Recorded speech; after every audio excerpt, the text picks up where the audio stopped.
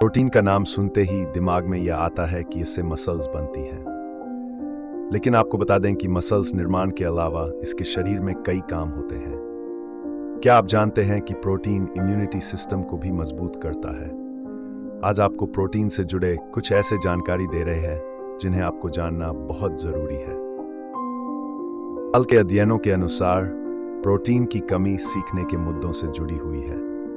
Protein की कमी से सीखने में कठिनाई, धीमी गति से प्रतिक्रियाएं, खराब याददाश्त और ध्यान लगाने परेशानी जैसी समस्याएं हो सकती हैं। प्रोटीन के स्रोत को लेकर भी कई मिथक हैं। कई लोग ऐसा सोचते हैं किसी भी खाने के हेल्दी चीजों में भरपूर मात्रा में प्रोटीन होता है, लेकिन यह सच नहीं है। उदाहरण के लिए फल और सब्जियां पोषक तत्वों से भरी होती हैं, लेकिन इनमें प्रोटीन की मात्रा बहुत कम है। आपकी डाइट मुख्य रूप से अनाज से बनी है, जो आपकी प्रोटीन की जरूरतों के 60% तक उपलब्ध कराता है। यह सच है कि अनाज में प्रोटीन होता है, लेकिन इसमें प्रोटीन की गुणवत्ता खराब है। इसका कारण यह है कि अनाज में लाइसिन की कमी होती है। यह एक एमिनो एसिड है जो प्रोटीन का प्रमुख घटक है। इसलिए अनाज की जगह दाल खाने की सलाह दी जाती है, जो आपको एमिनो एसिड प्रदान करती है। बचपन, किशोरावस्था, गर्भावस्था और स्तनपान के दौरान डाइट में प्रोटीन की गुणवत्ता पर ध्यान देना महत्वपूर्ण है। हालांकि अनाज दाल का संयोजन आवश्यक एमिनो एसिड प्रदान करता है, लेकिन पोषक संबंधी कारकों के कारण पौष्टिक नुकसान होते हैं। यही कारण है कि जीवन के इन चरणों के दौरान डाइट में दूध, दूध उत्पाद, अंडे या मांस लेने की आवश्यकता है। अच्छी गुणवत्ता वाले प्रोटीन के स्रोत दूध, दही, पनीर, अंडे, सोया और दाल, मटर, नट, मशरूम, मछली और मांस हैं। जब प्रोटीन की जरूरत होती है तो आपको केवल भोजन में नहीं बल्कि नाश्ते के रूप में भी इन्हें शामिल करना चाहिए। दही में अच्छी गुणवत्ता और भारी मात्रा प्रोटीन होता है। दही को फलों के साथ भी खाया जा सकता है।